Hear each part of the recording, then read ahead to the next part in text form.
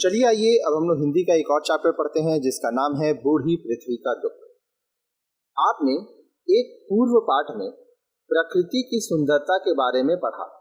अब जो स्टूडेंट हमारे वीडियोस को लाइन से देख रहे हैं वो आगे ये पढ़ चुके हैं कि प्रकृति की सुंदरता के बारे में कवि क्या कहते हैं। यह सच है कि स्वच्छ जल, स्वच्छ वायु और हरा भरा वातावरण हमारे दिल दिमाग को तरोताजा कर देता है। अब देखिए, आप जहाँ भी रहते हैं, अगर आपको पीने को साफ पानी मिले, हवा स्वच्छ हो, साफ हो, वातावरण अच्छा हो, बहुत सारे पेड़ पौधे हो, तो आपको बहुत ही अच्छा महसूस होता है। सुंदर प्राकृतिक दृश्य हमारे मन को खुशी से भर देते हैं। लेकिन आज स्वच्छ जल, स्वच्छ वायु और सुंदर प्राकृतिक दृश्य कम होते जा रहे हैं। जानते हैं क्यों? क्योंकि मनुष्य इनका उपयोग बड़ी बेरहमी से कर रहा है। क्या पेड़ों को काटे जाने पर उनके रोने की आवाज आपने सुनी है? चौंक गए ना? पर चौंकिए मत, आज प्रकृति अपने संरक्षण के लिए हमें पुकार रही है।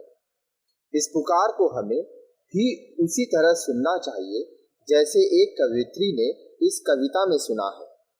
आइए इसे पढ़ते हैं। सबसे पहले देखते हैं उद्देश्य। यह जो पाठ है, यह पढ़ने का हमारा उद्देश्य क्या है। इस पाठ को पढ़ने के बाद आप मानव जीवन में प्रकृति की भूमिका का उल्लेख कर सकेंगे, प्रकृति के प्रति मनुष्य के कर्तव्य का वर्णन कर सकेंगे, सामाजिक तथा सृजनात्मक चिंतन के लिए संवेदनशीलता तथा समानुभूति का महत्व समझा सकेंगे, पर्यावरण संरक्षण में अपनी भूमिका निर्धारित कर सकेंगे, उपभोक्तावाद की हानियों की व्याख्या कर सकेंगे, प्रकृति के मानवीकरण की सराहना कर सकेंगे, कविता के काव्य सौंदर्य पर टिप्पणी कर सकेंगे। तो काफी कुछ है जो कि आप इस पाठ से सीखेंगे।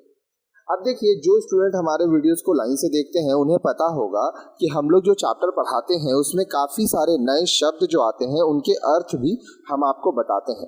तो आइए कुछ शब्दों के अर्थ हम लोग यहाँ पे सीखते हैं और उसके बाद मैं आपको मूल पाठ बताऊँगा। ठीक है, तो ये जो शब्दार्थ आपके सामने आए हैं स्क्रीन पे, इसको आप एक जगह लिख भी लें तो अच्छा है। शब्दार्थ: चित्कार, कष्ट या पीड़ा में चिल्लाने की आवाज। धमस, चोट, आघात, किसी आघात की गूंज।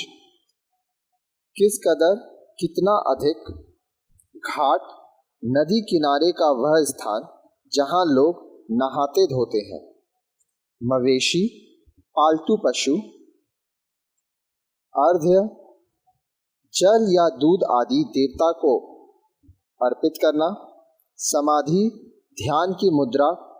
गुमसुम, चुपचाप, विचारों में खोई, स्तब्ध। अब देखिए, ये जो शब्द हैं ये मूल पाठ में आएंगे। तो सबसे पहले मैं एक बार आपके लिए मूल पाठ पढ़ दूंगा पूरा, फिर थोड़ा थोड़ा अंश लेके मैं आपको समझा दूंगा।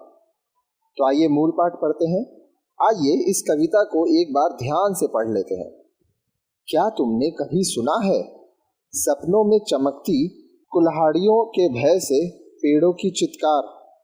कुल्हाड़ियों के वार सहते किसी पेड़ की हिलती टहनियों में दिखाई पड़े हैं तुम्हें बचाव के लिए पुकारते हजारों हजार हाथ?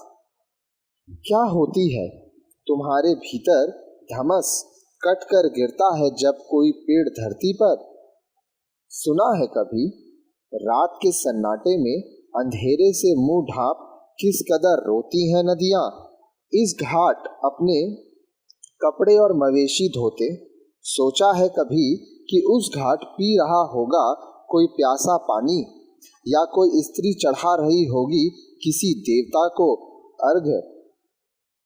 कभी महसूस किया है कि किस कदर ढलता है मौन समाधि लिए बैठे पहाड़ का सीना, विस्फोट से टूटकर जब छिटकता दूर तक कोई पत्थर?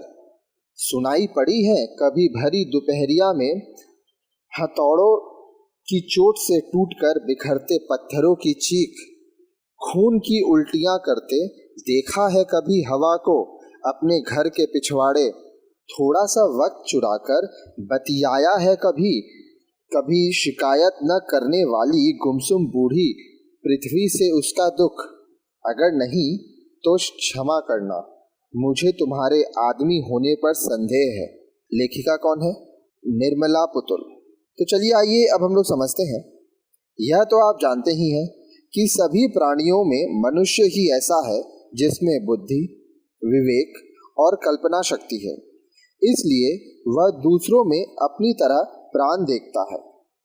जड़ चेतन में दुख सुख की कल्पना करके उनके दुख को अपना मानकर उसे दूर करने का उपाय करता है। बूढ़ी पृथ्वी का दुख एक ऐसी कविता है जिसमें पेड़, नदी, पहाड़, हवा और पृथ्वी को मनुष्य के रूप में चित्रित किया गया है। साहित्य की भाषा में इसे मानवीकरण कहते हैं, अर्थात जो मानव नहीं है, जड़ है, कल्पना शक्ति से उसे मानव जैसा व्यवहार करते दिखाना। आप एक अन्य कविता पढ़ रहे हैं, बीती बिवावरी जागरी। उस कविता में प्राकृतिक सौंदर्य के विषय में बताने के लिए मानवीकरण किया गया है। इसी तरह चंद्रगहना से लौटती बैर में विवाह समारोह के दृश्य के रूप में प्रकृति का चित्रण है। अब ये सब जो कविताएं हैं ये आप आगे पढ़ चुके होंगे जो लाइन से वीडियो पढ़ रहे हैं। लेकिन बूढ़ी पृथ्वी का दुख कविता में मानवीकरण सौंदर्य वर्णन के लिए नहीं किया गया है। इसमें प्रकृति तथा पृथ्वी के दुख का एहसास कराने के लिए मानवीकरण किया गया है। पेड़, नदी, पहाड़ और हवा हमसे अलग नहीं है, हमारे साथी हैं। हम इन पर निर्भर हैं, इनके बिना हमारा होना ही खतरे में है। इसलिए इनका दुख हमारा दुख है। आप जानते ही हैं कि पेड़, नदी, पहाड़, हवा आदि को मिलाकर पर्यावरण बनता है। पर्यावरण शब्द परि और आवरण से बना है, जिसका अर्थ है हमारे आसपास की प्राकृतिक स्थिति। पर्यावरण प्रकृति का अमूल्य उपहार है।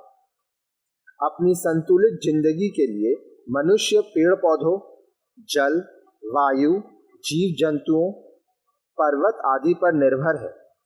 फिर भी ज्यादा से ज्यादा सुविधाओं के भोग के लालच में वह इनका अंधाधुंध दोहन अर्थात अनावश्यक उपयोग करता आ रहा है। ऐसा करके वह प्राकृतिक आपदाओं जैसे बाढ़, भूकंप, सूखा आदि को न्योता देता है। ऐसा नहीं है कि सभी लोग प्रकृति का दोहन ही कर रहे हैं। हम में से कुछ लोग ऐसे भी हैं जो प्रकृति के कष्ट को महसूस करते हैं। वे सही अर्थों में मनुष्य हैं। आपने जो कविता अभी पढ़ी उसमें प्रकृति के कष्टों और उसके भय का चित्रण किया गया है। आवश्यकता है कि इस कष्ट और भय को हम सभी महसूस कर सकें। आइए अब हम कविता की आरंभिक 9 पंक्तियों का भाव समझने के लिए इन्हें एक बार फिर से पढ़ लें। क्या तुमने कभी सुनी है सपनों में चमकती कुल्हाड़ियों के भय से पेड़ों की चित्कार? कुल्हाड़ियों के वार सहते किसी पेड़ की हिलती टहनियों में दिखाई पड़े हैं तुम्हें? बचाव के लिए पुकारते हजारों हजार हाथ। क्या होती है तुम्हारे भीतर धमस कटकर गिरता है जब कोई पेड़ धरती पर? तो आइए इस अंश को समझते हैं। कवित्री कल्पना करती हैं कि मनुष्य की तरह पेड़ भी भयभीत होते हैं। वे भय से चीखते चिल्लाते भी हैं। वे भी बचाव के लिए पुकारते हैं। जैसे हम भयानक सपने देखते हैं तो डर से चिल्ला पड़ते हैं, वैसे ही पेड़ों को भी सपने आते हैं। वे सपने बड़े भयानक हैं। उनके सपनों में चमकती हुई कुल्हाड़ियां पेड़ को काटने के लिए तत्पर है और पेड़ इन कुल्हाड़ियों से डर से चीख रहे हैं। कविता की इन पंक्तियों में कुछ प्रश्न पूछे गए हैं। कवित्री पेड़ों के पक्ष में ये सवाल पूछ रही है।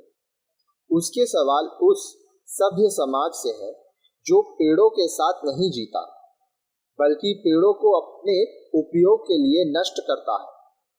ये प्रश्न हम सबसे भी किए गए हैं। कविता में इस दृश्य की कल्पना की गई है, लेकिन वास्तविकता में यह केवल कल्पना नहीं बल्कि सच है।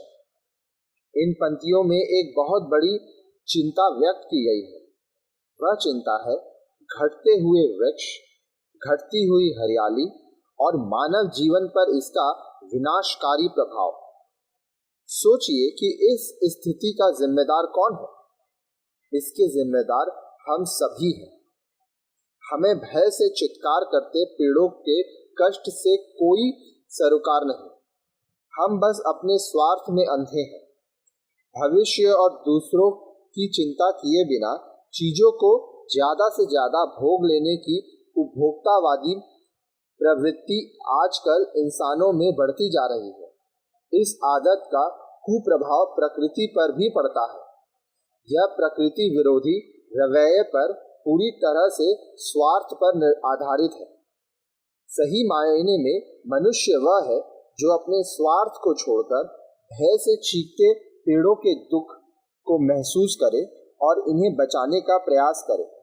इसलिए कवित्री प्रश्न करती है, क्या तुमने कभी सुनी है सपनों में चमकती कुल्हाड़ियों के भय से पेड़ों की चित्कार? आप समझ गए होंगे कि यह वास्तव में प्रश्न नहीं है, उत्तर भी है। कई बार हम किसी बात के आग्रह के लिए उसे प्रश्न के रूप में रखते हैं। कवित्री का आग्रह है कि हमें भयभीत पेड़ों की चित्कार महसूस करनी चाहिए। वैसे भी पेड़ों पर आया संकट मनुष्यता पर घिरा संकट है और इस तरह पेड़ों का भय वास्तव में मनुष्य का ही भय है। आखिर पेड़ नहीं रहेंगे तो मनुष्य रहेगा क्या? कवित्री ने पेड़ के अंगों में मानव अंगों की कल्पना की है। कविता में की गई कल्पना हमें दूसरों के दुख से जोड़ती है, हमें दूसरों से समानुभूति रखना सिखाती है और अधिक संवेदनशील बनाती है। यह कविता हमें प्रकृति के दुख से जोड़कर अधिक सजग और उदार मनुष्य बनाती है। आपने यह महसूस किया होगा कि जब वर्षा होती है तो पेड़ साफ सुथरे हरे भरे हो जाते हैं। जब हवा चलती है तो पेड़ प्रसन्न होकर झूमने लगते हैं। क्या आपने पेड़ों में मनुष्य की कल्पना नहीं की? क्या कभी ऐसा नहीं हुआ कि पेड़ों की टहनियां आपको उनके हाथों सी लगी हो? कवित्री ने इन पंक्तियों में बहुत ही मार्मिक यानी मन को छू लेने वाली कल्पना की है। पेड़ कुल्हाड़ी की चोट की आशंका से भयभीत होकर बचाव के लिए पुकारने लगता है। पेड़ की कांपती हुई टहनियां मानो बचाव के लिए पुकारते उसके हजारों हाथ हैं। मानो वे हमारी ओर उठे हैं कि हम पेड़ को बचाएं। कवित्री चाहती है कि हम पेड़ों के प्रति संवेदनशील हो और उन्हें काटने से बचाएं। जब हमारा कोई आत्मीय छोड़कर चला जाता है तो बेहद पीड़ा होती है। वैसे ही पीड़ा किसी पेड़ के कटने पर भी होनी चाहिए, क्योंकि उन पर हमारा जीवन निर्भर है। वे हमारी जीवन शक्ति है, उनमें भी जीवन होता है। अतएव किसी पेड़ के कटकर धरती पर गिरने पर उसकी आवाज उसी तरह ठेस पहुंचाएगी मानो हमारा ही कोई हिस्सा कटकर गिर गया हो। धरती पर मजबूती से खड़ा, हवा के स्पर्श से झूमता हुआ पेड़ कितना अच्छा लगता है, लेकिन वही पेड़ जब धरती पर गिर जाए तो हमें कितना आघात पहुंचता है। क्या हम सभी के लिए इस चोट को महसूस करना जरूरी नहीं है? यह भी जानिए, प्रकृति का आवश्यकता से अधिक उपयोग करने वालों और प्रकृति को हानि पहुंचाने वालों के विरोध का लंबा इतिहास हमारे देश में रहा है। आइए इससे संबंधित कुछ बातें जान लें। चिपको आंदोलन का नाम तो आपने सुना ही होगा। क्या आप जानते हैं कि यह आंदोलन हिमालय पर स्थित गढ़वाल क्षेत्र के चमोली जिले के एक गांव रैणी से शुरू हुआ था। इस गांव की एक साधारण सी दिखने वाली महिला गोरा देवी ने वनों के महत्व और प्रकृति की पीड़ा को समझ लिया था। ठेकेदार के आदमी नीलाम हुए 2451 पेड़ों को काटने आए थे। गोरा देवी ने उनसे कहा कि यह जंगल और ये पेड़ हमारे देवता हैं, इन पर हमारा जीवन आश्रित है, इसलिए हम इन्हें नहीं काटने देंगे। यह कहकर गौरा देवी और उनकी सहेलियां पेड़ों से चिपक कर खड़ी हो गई। यही चिपकना चिपको आंदोलन बन गया। इस आंदोलन का नारा है, क्या है जंगल के उपकार? मिट्टी, पानी और बयार। मिट्टी, पानी और बयार, जिंदा रहने के आधार। सन 1987 में इस आंदोलन को सम्यक जीविका पुरस्कार, राइट लाइवलीहुड अवार्ड प्रदान किया गया। चिपको आंदोलन को लोकप्रिय बनाने के लिए सुंदरलाल बहुगुणा विश्व भर में वृक्ष मित्र के नाम से प्रसिद्ध हुए। आइए, इससे पहले कि हम लोग आगे बढ़ते हैं अंश 2 की तरफ, सबसे पहले मैं आपको बताता हूं कि पेड़ों के क्या लाभ हैं। आखिर तब से मैं जो बोल रहा हूं पेड़ को बचाना चाहिए, तो क्यों बचाना चाहिए? जरूर उसे कुछ लाभ होगा, तभी तो उसे बचाना चाहिए। पेड़ों के लाभ, ऑक्सीजन के बड़े स्रोत हैं। अब देखिए, जीवन के लिए तो आपको ऑक्सीजन चाहिए, तो वो ऑक्सीजन कहाँ से मिलता है? पेड़ से। वर्षा में जमीन की उपजाऊ परत को कटने से बचाते हैं। भूजल के स्तर बनाए रखने में सहायक होते हैं। जल चक्र के नियमन में सहायक होते हैं। फूल फल देते हैं। जैव विविधता बनाए रखते हैं। छाया और ठंडक देते हैं। जड़ी बूटियों, दवाइयों के स्रोत होते हैं। वातावरण को धूल, प्रदूषण आदि से बचाते हैं। इनकी सूख कर गिरी टहनियाँ ईंधन के रूप में काम आती हैं। धरती का सौंदर्य बढ़ाते हैं। तो हुए ना बहुत सारे लाभ, तो इसलिए हमें पेड़ों को बचाना चाहिए। आइए अब अंश 2 की तरफ बढ़ते हैं। आइए अब बूढ़ी पृथ्वी का दुख कविता का दूसरा अंश फिर से पढ़िए। देखिए, आगे हम लोग आस्ते आस्ते पढ़ेंगे। सुना है कभी रात के सन्नाटे में, अंधेरे में मुंह ढाप किस कदर रोती है नदियां। इस घाट अपने कपड़े और मवेशी धोते, सोचा है कभी कि उस घाट पी रहा होगा कोई प्यासा पानी, या कोई स्त्री चढ़ा रही होगी किसी देवता को अर्घ्य। तो आपने पढ़ लिया दूसरा अंश। यह अंश किसके दुख को व्यक्त करता है? जी हाँ, हमारी धरती की जीवन रेखा अर्थात नदियों के दुख को। जिस तरह पेड़ अपने फल दूसरों को दे देते हैं, वैसे ही नदियां भी अपना जल दूसरों को सौंप देती है। वे अपने जल के रूप में हमें जीवन देती है, पर हम उन्हें ही बर्बाद कर रहे हैं। आपने देखा होगा कि बड़े बड़े कारखानों का गंदा पानी नदियों में गिराया जाता है। कूड़ा भी नदियों में डाला जाता है। श्रद्धा तथा धर्म के नाम पर लोग नदियों में ऐसी चीजें बहाते हैं जिनसे नदियां गंदी हो जाती हैं, पूरी गंदगी से भर जाती हैं। प्रतिबंध के बाद भी साबुन लगाकर लोग नहाते हैं नदियों में। जो नदियां कभी स्वच्छ पानी को लेकर कल कल करती बहती थी, आज वे गंदे नाले बनकर बह रही हैं। कवित्री इस बात से दुखी है। वे हम सब से पूछती है, सुना है कभी रात के सन्नाटे में, अंधेरे में मुंह ढापे किस कदर रोती हैं नदियां। ऐसा लगता है कि कवित्री ने नदी का रोना सुना हो। नदी के साथ वह खुद भी रोती है। जिनका जीवन नदियों, पेड़ों और वनस्पतियों पर सीधे सीधे निर्भर है, वे इनकी दुर्दशा पर दुखी होते हैं।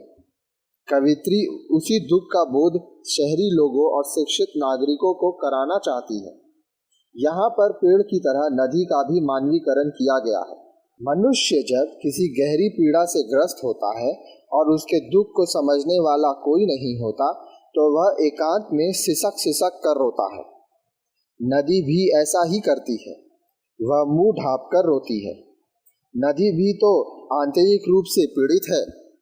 उसकी पीड़ा ये है कि वह हमें जीवन देने के लिए अपना जल हमें दे देती है, और हम हैं कि उसे नष्ट कर रहे हैं।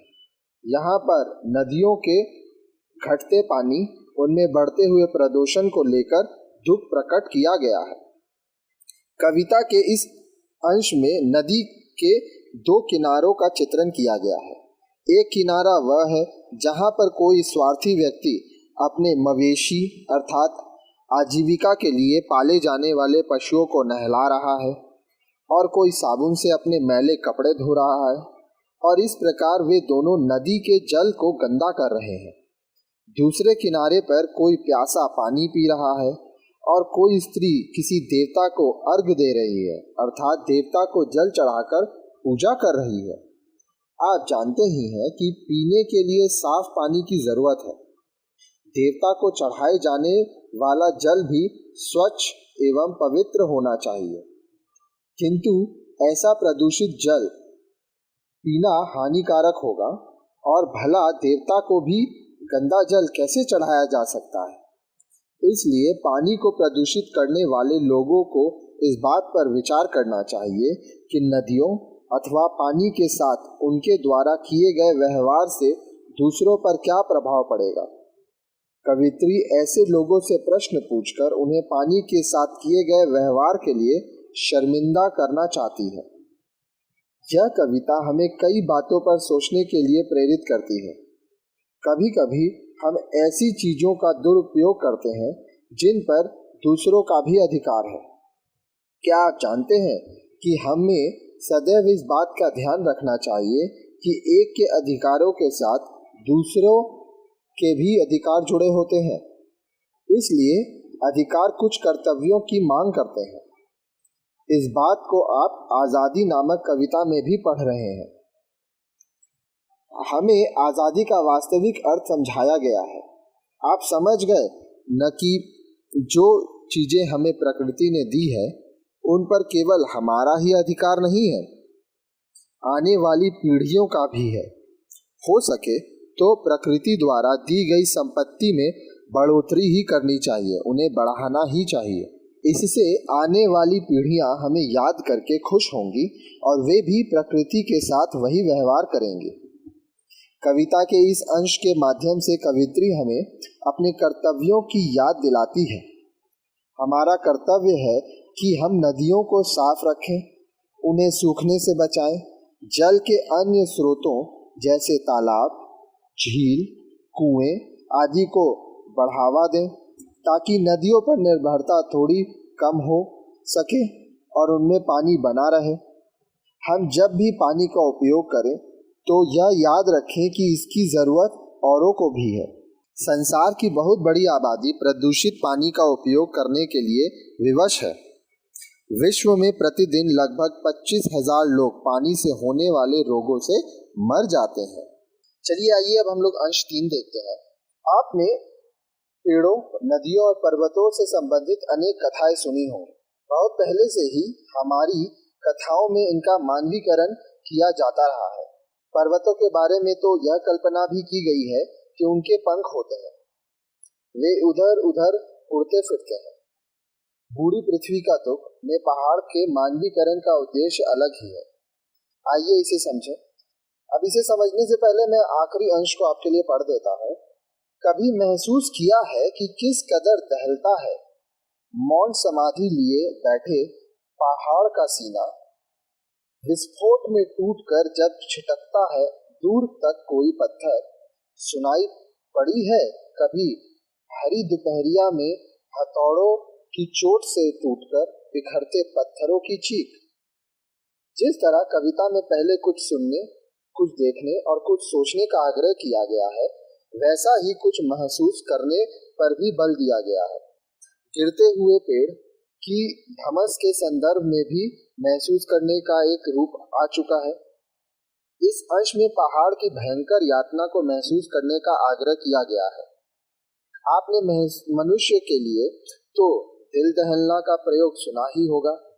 जब कोई भयानक स्थिति या विपत्ति आ जाती है तो उसे देखकर या उसका सामना करते हुए व्यक्ति का दिल दहलता है, अर्थात वह भीतर तक हिल जाता है या कांप जाता है। पहाड़ मौन समाधि लिए बैठा है, अर्थात विशाल पहाड़ की स्थिरता को देखकर लगता है जैसे वह मौन समाधि में बैठा हो। अनेक चित्रों में आपने ऋषि मुनियों को इस तरह बैठे देखा होगा। पहाड़ भी इस मुद्रा में बैठे दिखते हैं ना। कवित्री की इस सुंदर कल्पना को असुंदर बनाता है मनुष्य का पहाड़ के साथ किया गया व्यवहार। मनुष्य एक तरफ निर्माण करता है तो दूसरी तरफ विनाश भी करता है। मनुष्य ऊंची ऊंची इमारतें बनाने के लिए पत्थर, सीमेंट आदि पाने को पहाड़ में डायनामाइट लगाकर उसमें विस्फोट करता है। जब पहाड़ विस्फोट से टूटता है तो ऐसा लगता है मानो मनुष्य के इस व्यवहार से उसका सीना दहल गया हो। कोई ठोस चीज बहुत तेज आघात या चोट से टूटती है तो उसके कुछ टुकड़े तेज गति से बहुत दूर तक इधर उधर जा गिरते हैं। इसे इन टुकड़ों का छिटकना कहते हैं। पहाड़ के सीने पर मनुष्य तेज आघात करता है, इससे उसके पत्थर छिटक कर दूर गिरते हैं। कविता की इन पंक्तियों में पहाड़ के प्रति मनुष्य के क्रूर व्यवहार की ओर संकेत किया गया है। पिछले अंश में कवित्री ने नदियों की रुलाई सुनने का आग्रह किया है, तो इस अंश में हथौड़े की चोट से टूटकर बिखरते पत्थरों की चीख को सुनने का। यह भी जानिए, क्या आप जानते हैं कि पौधारोपण करके बंजर हुई धरती को फिर से हरा भरा बनाया जा सकता है। पौधारोपण मतलब पेड़ लगाना। वर्षा के जल का संरक्षण करके और तालाब बावड़ियां बनाकर या उन्हें बचाकर पानी की कमी को दूर कर सकते हैं। लेकिन यदि पहाड़ एक बार नष्ट हो गए तो उन्हें फिर से उत्पन्न नहीं किया जा सकता। पहाड़ को प्राचीन समय में भूदर नाम दिया गया था। भूदर का अर्थ है भूमि को धारण करने वाला। यदि पहाड़ न हो तो धरती के भीतर होने वाली हलचलें, गतिविधियां, गैसें आदि धरती को नष्ट कर सकती हैं। पहाड़ इन आंतरिक हलचलों से धरती की रक्षा करते हैं। वे इन विनाशकारी हलचलों को ज्वालामुखी तथा अपने शिखरों के माध्यम से बाहर निकाल देते हैं, इसलिए उन्हें भूदर कहा जाता है।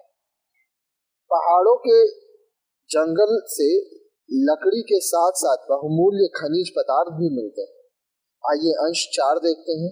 खून की उल्टियां करते देखा है कभी हवा को अपने घर के पिछवाड़े। आपने सुना होगा कि खून की उल्टियां एक भयंकर रोग है। बहुत ही भयंकर रोग के लक्षण होते हैं। यह भयंकर रोग है टीबी अर्थात ट्यूबरक्लोसिस। इसे क्षय रोग, यक्ष्मा या तपेदिक भी कहते हैं। यह प्राय फेफड़ों का रोग है और तब होता है जब फेफड़ों को स्वच्छ वायु न मिले। वायु प्रदूषण का कारण क्या है? बड़े बड़े कारखाने, उनमें बड़ी बड़ी मशीनें, धुआं उगलती चिमनियां, सड़कों पर वाहनों की लंबी लंबी कतारें। वायु प्रदूषण से खुद वायु ही रोगी हो जाती है। इसलिए कवित्री ने हवा को खून की उल्टियां करते दिखाया है। कविता के इस अंश में एक शब्द आया है पिछवाड़े। यहाँ पर इस शब्द का प्रयोग विशेष उद्देश्य से किया गया है। आप इस शब्द का अर्थ तो जानते ही होंगे। जी हाँ, पिछवाड़े का मतलब होता है घर के पीछे का हिस्सा। हमारा सारा ध्यान मुख्य द्वार की सजावट और सफाई पर रहता है। पिछवाड़े की हम चिंता नहीं करते। वहाँ कूड़ा फेंकते हैं, इससे गंदी बदबू फैलती है। इसी प्रकार मनुष्य विकास के बड़े बड़े दावे करता है, अपनी उपलब्धियां गिनाता है, जो सुविधाएं उसने प्राप्त की है उनको बढ़ा चढ़ाकर दिखाता है।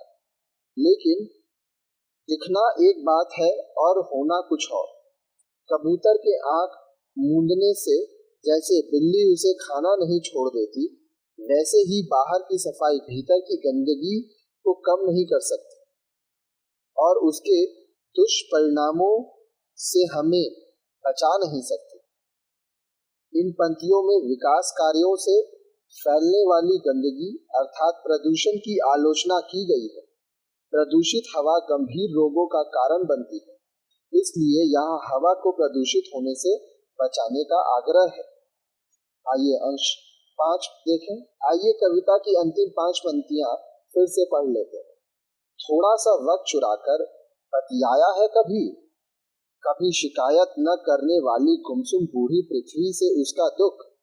अगर नहीं तो क्षमा करना, मुझे तुम्हारे आदमी होने पर संदेह है। इन पंक्तियों में कवित्री ने पृथ्वी को बूढ़ी औरत के रूप में प्रस्तुत करते हुए उसके दुख को प्रकट किया है, साथ ही मनुष्य होने का वास्तविक अर्थ भी बताया है। हम देखते हैं कि आजकल अधिकतर लोग ज्यादा से ज्यादा सुविधाएं प्राप्त करने की होड़ में व्यस्त हैं। इसी के चलते उन लोगों ने अपने लिए अनेक उलझनें खड़ी कर ली हैं। अब उनके पास मानवीय तथा बेहद जरूरी कार्यों के लिए भी समय नहीं है। इसका प्रभाव पूरे परिवार पर पड़ता है।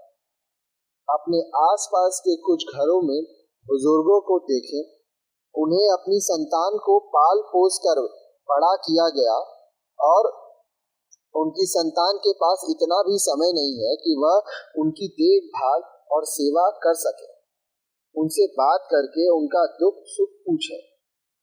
ऐसे में ये बड़े बूढ़े बहुत उदास, चुपचाप तथा दुखी रहते हैं। इन बुजुर्गों की तरह ही हमारी पृथ्वी की स्थिति हो गई है। इस कविता का शीर्षक है बूढ़ी पृथ्वी का दुख। सवाल उठता है कि पृथ्वी को यहाँ पर बूढ़ी क्यों कहा गया है? इसलिए कि यदि पेड़ पौधे कम हो रहे हैं, नदियां सूख रही हैं, पहाड़ों को नष्ट किया जा रहा है, पानी गंदा हो रहा है, हवा प्रदूषित हो रही है, तो पृथ्वी कैसी लगेगी? बूढ़ी ही लगेगी ना। वास्तव में मुंह ढांपकर रोने और पिछवाड़े खांसने वाली यही बूढ़ी है, क्योंकि नदी, पेड़, हवा आदि इसी पृथ्वी के अंग। हम देखते हैं कि शरीर का ध्यान न रखने से बुढ़ापे में दांत गिर जाते हैं, शरीर पर झुर्रियां पड़ जाती हैं, केश सफेद हो जाते हैं, शरीर रोगी हो जाता है। इसी प्रकार हरियाली, शुद्ध पानी, स्वच्छ हवा, विशाल पर्वतों के बिना धरती भी बंजर, रूखी और रोगी हो जाती है। मनुष्य अपने आप को चुस्त दुरुस्त और स्वस्थ बनाए रखने के लिए अनेक उपाय करता है। वह सुबह शाम सैर करता है, व्यायाम करता है और खान पान का ध्यान रखता है। क्या उसे इतना ही ध्यान धरती का भी नहीं रखना चाहिए? मनुष्य चाहे तो धरती को असमय के बुढ़ापे से बचा सकता है, अर्थात हरा भरा और प्राकृतिक संसाधनों से संपन्न बना सकता है। आइए इस पाठ का भाव सौंदर्य देखें। आइए एक बार पूरी कविता को एक साथ पढ़कर उस पर विचार करें। इस कविता में अनेक प्रश्न हैं। इन प्रश्नों को एक बार फिर से याद कीजिए। इन प्रश्नों के माध्यम से कुछ सुनने, देखने, महसूस करने, सोचने और थोड़ा सा समय निकालकर बतियाने का आग्रह किया गया है। भला किनके बारे में? जाहिर है पेड़, नदी, पहाड़, हवा के बारे में और मूल रूप से उस पृथ्वी के बारे में जिसके ये सब अवयव अंग है। पेड़ विपत्ति में है, नदी, पहाड़ धैर्यवान सज्जन के रूप में है, हवा रोगी है, तो पृथ्वी बूढ़ी। आप जानते हैं कि मनुष्य को प्रकृति की सर्वोत्तम रचना माना जाता है। क्यों? इसलिए कि मनुष्य के पास बुद्धि है, विवेक है और है संवेदनशीलता। इसी संवेदनशीलता के चलते मानव मूल्यों का निर्माण हुआ है। विपत्ति में पड़े हुए सज्जन, रोगी और बुजुर्ग की रक्षा करना, उनकी सेवा करना मानव धर्म है। कवित्री कहती है कि यदि तुमने यह सब नहीं किया तो क्षमा करना, मुझे तुम्हारे आदमी होने पर संदेह है। जानते हैं ऐसा कवित्री ने क्यों कहा? क्योंकि मनुष्य से ही आशा की जाती है कि वह पृथ्वी का दुख समझे। ऐसी संवेदनशीलता मनुष्य में ही होती है।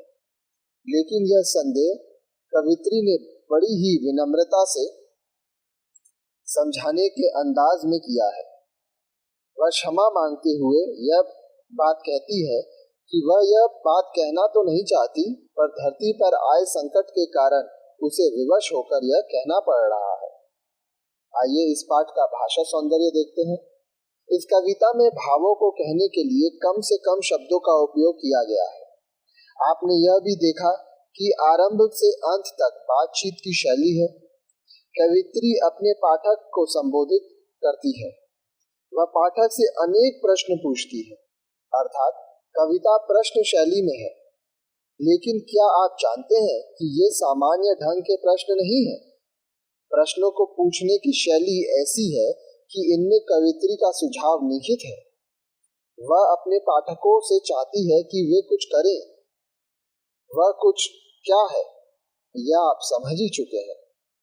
कभी कभी बातचीत करते हुए आप भी सुनने वाले के सामने प्रश्न के माध्यम से किसी कार्य को करने का प्रस्ताव रखते होंगे। जैसे आप किसी से कहें, क्या तुमने ताजमहल देखा है? तो आपकी इच्छा यह होती है कि सुनने वाला ताजमहल देखे। क्या तुम शाम को आ सकते हो? क्या तुम पटना जा सकते हो? क्या आपके पास पेन है? आदि वाक्य ऐसे ही है। कवित्री ने इस शैली का उपयोग पूरी कविता में किया है। इस शैली में कविता का प्रभाव और सौंदर्य बढ़ गया है। यह शैली कविता के उद्देश्य को व्यक्त करने में भी सहायक है। आपने यह भी ध्यान दिया होगा कि इस कविता में दृश्यात्मकता है, अर्थात इसकी पंक्तियां चित्रों का काम करती हैं। जैसे कुल्हाड़ियों के भय से चित्कार करते पेड़ की हिलती टहनियों में बचाव के लिए पुकारते हजारों हाथ, मुंह ढांपकर रोती नदी, मौन समाधि लिए बैठे पहाड़ का सीना, खून की उल्टियां करती हवा और गुमसुम बूढ़ी पृथ्वी। इस चित्रात्मकता का बहुत बड़ा कारण इन स्थलों पर प्रयुक्त मानवीकरण भी है। कविता के अंतिम अंश में कवित्री ने क्षमा मांगी है। आपको लग सकता है कि कवित्री ने तो ऐसा कोई काम किया ही नहीं कि क्षमा मांगनी पड़े। वास्तव में यह सुनने वाले की आलोचना करने, उसकी कमी बताने और उसे नसीहत या शिक्षा देने का एक ढंग है। जब आप अपने से बड़े या छोटे तथा बराबर वाले से सहमत नहीं होते तो ऐसे प्रयोग करते हैं, जैसे क्षमा कीजिएगा, आपकी यह बात ठीक नहीं है। बड़े से क्षमा करना, तुम यह ठीक नहीं कर रहे। बराबर वाले या छोटे से। बूढ़ी पृथ्वी का दुख में कवित्री ने भावों के अनुकूल भाषा प्रयोग किया है। जैसा कि आप पढ़ चुके हैं, चित्कार, पुकारते, धमस, रात का सन्नाटा, दहलना, चीख, गुमसुम आदि भाव विशेष की अभिव्यक्ति करते हैं। एक शब्द है बतियाना। बात संज्ञा शब्द है। इस बात से बतियाना बना है। संज्ञा को नाम भी कहते हैं। यहाँ संज्ञा शब्द बात का प्रयोग क्रिया की धातु के रूप में हुआ है, अतः यह नाम धातु क्रिया है। ऐसे ही अन्य शब्दों पर गौर करें। ढकियाना धक्का से, लतियाना लात से, हथियाना हाथ से आदि। तो चलिए आइए हम लोग देखते हैं कि यह जो कविता आपने पढ़ा, इससे आपने क्या सीखा। पर्यावरण मानव जीवन के लिए अनिवार्य है। पर्यावरण के असंतुलित होने से मानव जीवन पर अनेक रूपों में संकट आता है। पेड़ पौधों, नदियों, पर्वतों और हवा को नष्ट एवं प्रदूषित होने से बचाना मनुष्य का कर्तव्य है। इस कर्तव्य का पालन करके ही मानव सहित सभी प्राणियों की रक्षा की जा सकती है और पृथ्वी के सौंदर्य को बचाया जा सकता है।